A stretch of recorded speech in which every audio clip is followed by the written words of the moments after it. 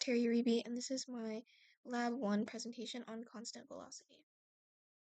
So this is a little bit of an overview of the entire presentation. First, we're going to start off with the introduction, which is going to describe the purpose of the lab. So the purpose of this lab was to compare the observed position of a cart traveling at a constant velocity to a predicted position calculated computationally. So the results of this lab, comparing both computational and experimental data, helped to provide insight on outside acting forces and how these forces affect motion.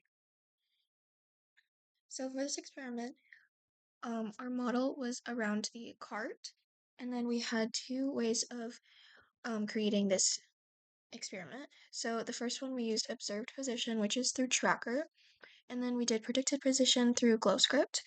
Then we used the fundamental principle of Newton's second law. Now we're going to talk a little bit about Newton's second law, which explains the physics behind the momentum principle. So Newton's law relates the net interaction between the system and surrounding to observed motion, which is changes in momentum of the system. Newton's second law states that the net external force equals the change in momentum of the system divided by the change in time.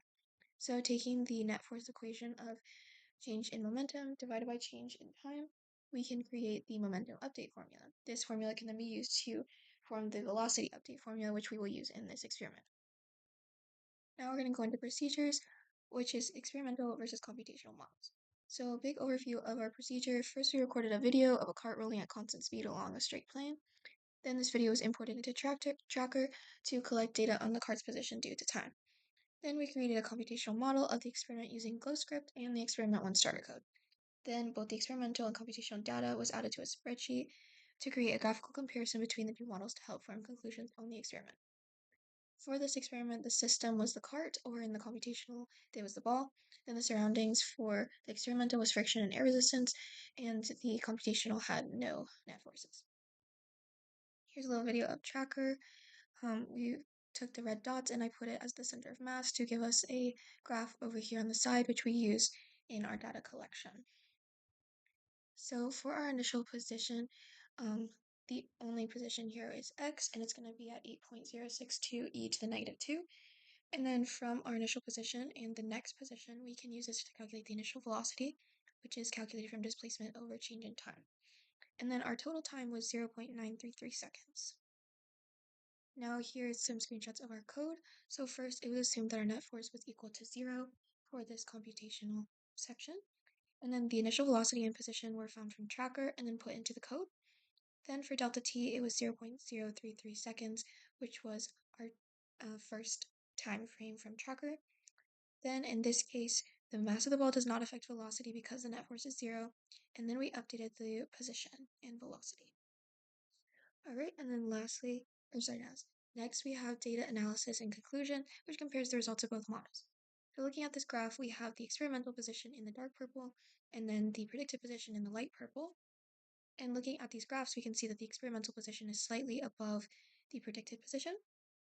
So reason for using these specific models, using Tracker allowed us to find a duration of time and change in position to create a computational model, and then compare the two.